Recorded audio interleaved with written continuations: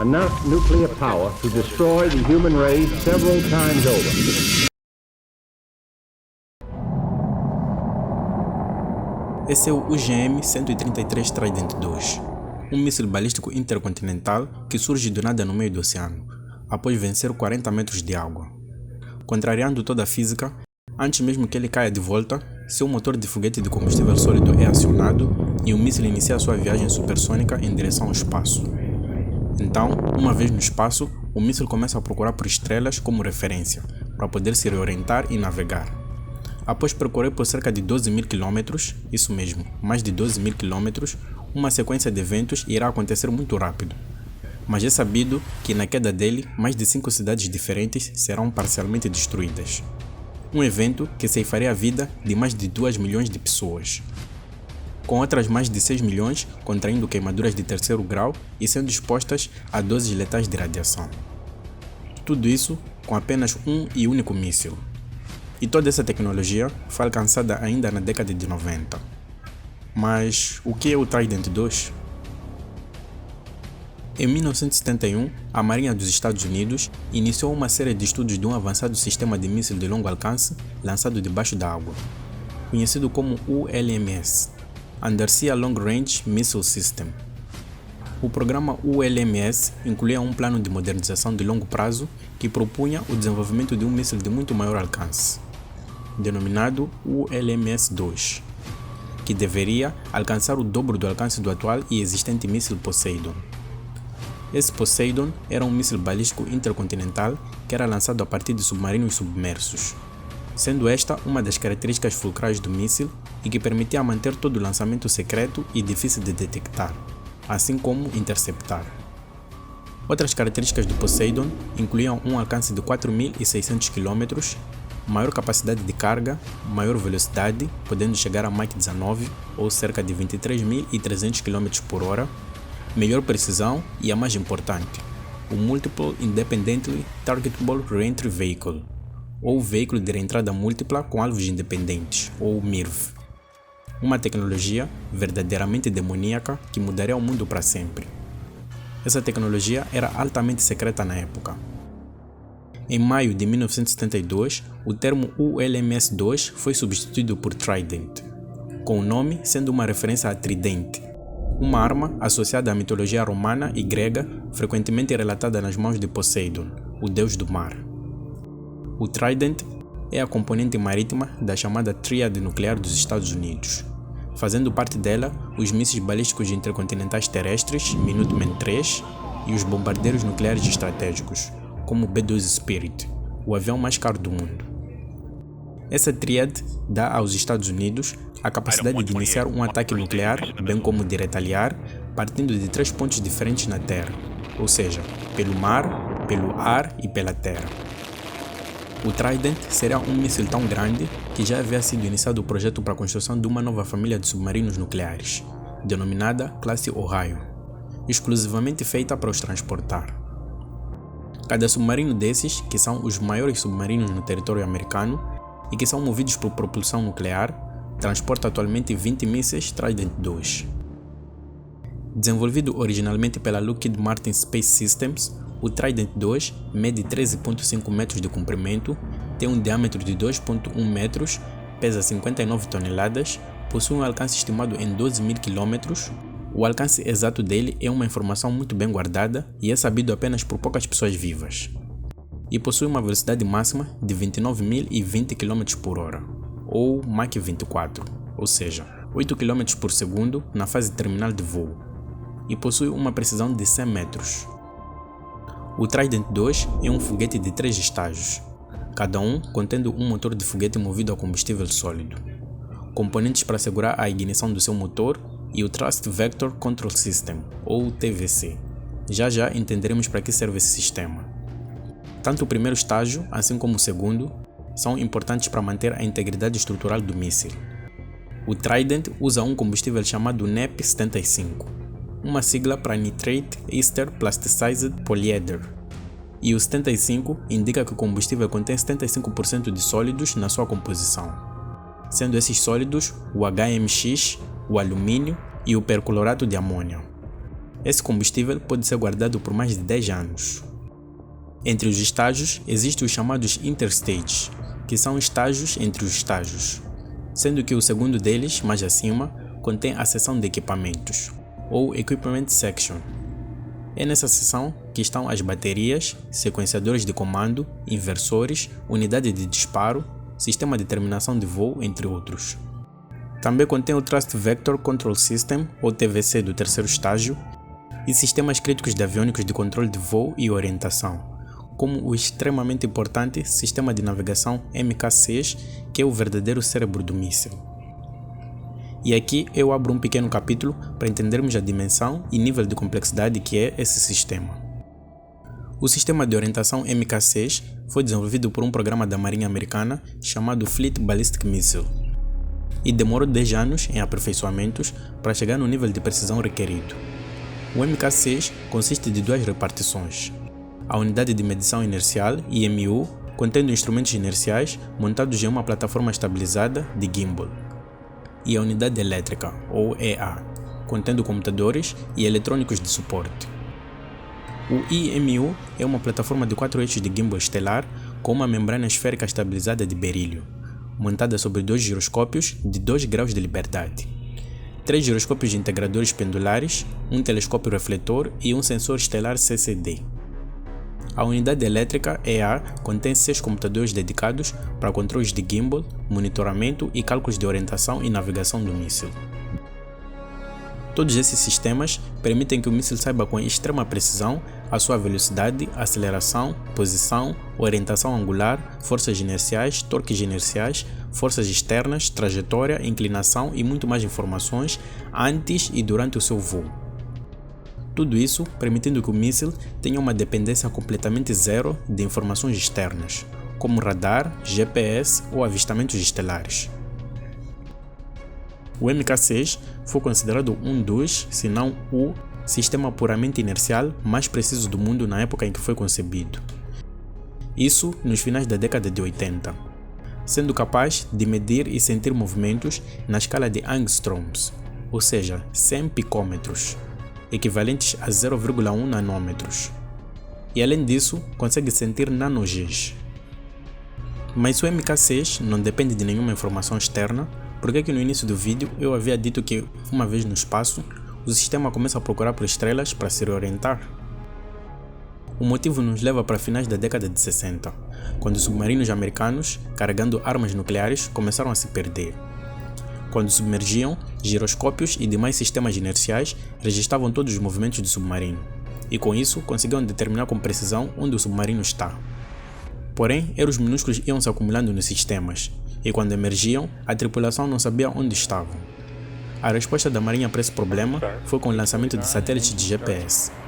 Assim, quando emergiam, seus sistemas captavam o sinal do satélite e recalibravam os sistemas. O mesmo princípio é usado no MK6. Porém, ao invés de usar sinal de GPS, embora também seja possível, usa-se estrelas como referência. E é também na seção de equipamentos que está a plataforma MIRV, ou Multiple Independently Targetable Reentry Vehicle, ou veículo de reentrada múltipla com alvos independentes, que é uma plataforma exoatmosférica que contém computadores, estabilizadores a gás, aviônicos e toda a eletrônica necessária para se autoguiar. Esses veículos de reentrada, que no Trident 2 podem ser 1 ou até 14 deles, possuem um formato de cone. Formato esse que permite que o veículo seja mais estável aerodinamicamente e lide melhor com a terrível fase de reentrada atmosférica, a mais de 28.000 km/h. A cor preta é na verdade um material térmico ablativo para que ele sobreviva às terríveis temperaturas durante a reentrada atmosférica. Dentro deles está a ogiva termonuclear propriamente dita, ou seja, a bomba atômica. Esses MIRVs assentam sobre uma plataforma chamada de base.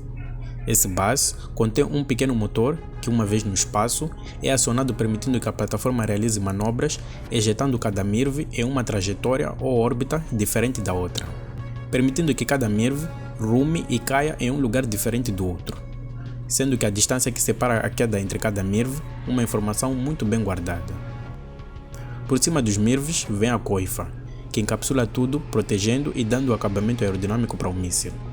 e no topo dela existe um aerospike, que é um dispositivo retrátil que serve para reduzir o arrasto em velocidades supersônicas, devido ao fato do bico do foguete não possuir um formato muito aerodinâmico para esse tipo de velocidades. Esse dispositivo funciona tão bem que reduz o arrasto em 50%.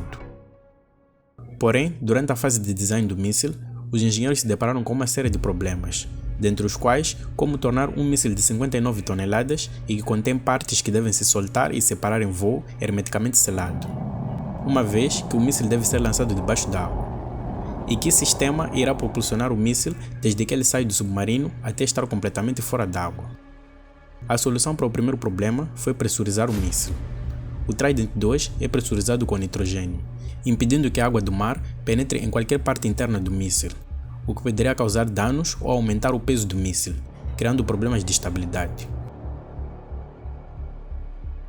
O lançamento do Trident só ocorre com a ordem de uma pessoa, o presidente dos Estados Unidos, sendo o Trident, assim como as duas outras peças que compõem a tríade, o último recurso na manga se absolutamente todos os outros falharem ou não tiverem surtido o efeito desejado.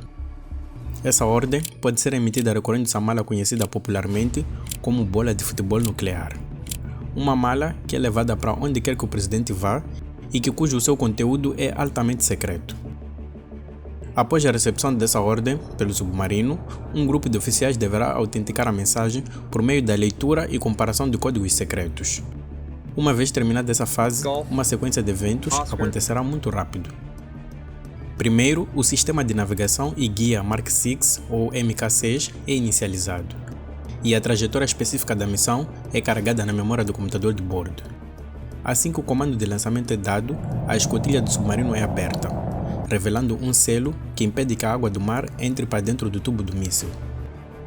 Esse selo é extremamente forte e robusto, capaz de conter uma pressão de mais de 5 atm, ou 73,5 psi de pressão de água do mar, com o submarino estando a 40 ou mais metros de profundidade. Então, um sistema de geração de vapor é acionado.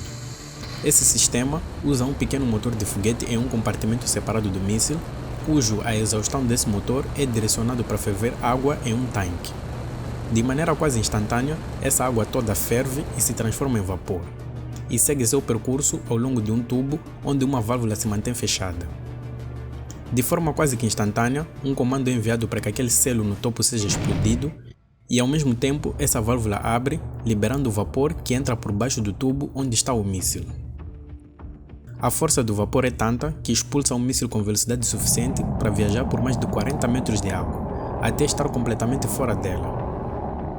Uma vez fora da água, outros sensores e sensores de movimento inercial detectam que o míssil está completamente fora da água e que há uma tendência de queda. Então, imediatamente o motor do primeiro estágio é acionado antes mesmo que o míssil caia de volta para a água. Poucos instantes depois, o aerospike é estendido e o míssil segue seu voo. O Thrust Vector Control, ou TVC, também é acionado no momento do lançamento e permite que o motor faça movimentos de gimbal para realizar correções durante o voo. Quando o terceiro estágio é acionado, com cerca de 2 minutos de voo, o míssil já está a viajar a cerca de 21.600 km/h, ou Mach 18. Uma vez no espaço, o sistema de orientação astroinercial começa a procurar por estrelas para corrigir pequenos erros na velocidade e trajetória causados por incertezas nos sistemas de navegação do submarino durante o lançamento. Isso é feito por uma câmera especial a bordo do míssil que procura por apenas uma estrela conhecida que deve estar em uma posição específica. Se a estrela não estiver perfeitamente no campo de visão da câmera, isso indica que o sistema inercial não está precisamente calibrado, e uma correção é feita. Posteriormente, o terceiro estágio é ejetado e o míssil já se encontra em uma trajetória suborbital, restando apenas o bus contendo os MIRVs. O bus, também chamado de Post Boost Control System, realiza então diversas manobras, se posicionando em diferentes trajetórias e órbitas e ejetando em cada uma delas um MIRV, que seguirá para o seu alvo individual. A maneira como o bus manobra e ejeta os MIRVs em órbita, assim como o alcance da dispersão horizontal entre cada MIRV, permanece sendo uma informação altamente secreta. Dentro desses MIRVs pode estar uma ogiva termonuclear do tipo W-88, com 360 kg de massa, 1,75 metros de comprimento, 55 centímetros de diâmetro e uma carga explosiva composta de urânio, trítio e deutério, podendo liberar incríveis 475 quilotons de poder de destruição.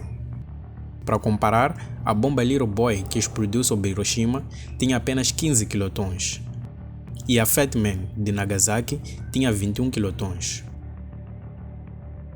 Se uma dessas bombas, de 475 quilotons, caísse sobre o centro da cidade de Los Angeles, na Califórnia, nos Estados Unidos, o estrago seria terrível, com mais de 444 mil mortes e mais de 1 milhão de feridos. O círculo amarelo no centro indica o diâmetro da bola de fogo, que é estimado em cerca de 1 km. Qualquer coisa aqui é vaporizada. O segundo círculo, a cerca de 5 km do epicentro da explosão, indica o dano moderado da explosão. Nesta região, prédios e casas entram em colapso e tudo pega fogo. Simplesmente não há sobreviventes nesta região. O terceiro círculo é o alcance da radiação térmica, a cerca de 9 km do epicentro. Todas as pessoas nesta região sofrerão queimaduras de terceiro grau, muitas das vezes requerendo amputação. E além disso, poderão desenvolver câncer. E por último, o dano leve da explosão. Nesta zona, janelas de casas serão partidas e ocorre uma sobrepressão na atmosfera, de cerca de 1 psi.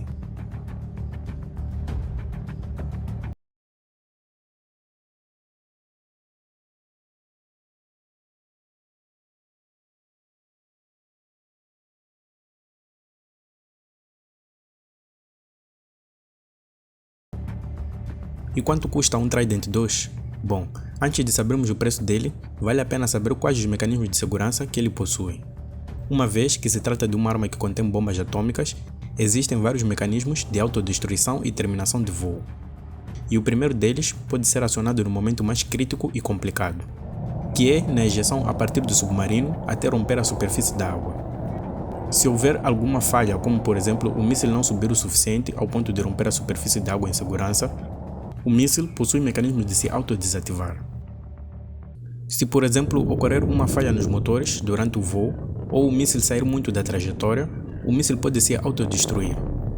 E isso não fará com que as bombas atômicas a bordo entrem em detonação. E existem vários outros mecanismos que garantem a segurança dessas armas. E quanto ao preço dele, o programa de construção custou 26 bilhões de dólares em preços de 2022. E a unidade do míssil custa 30,9 milhões de dólares.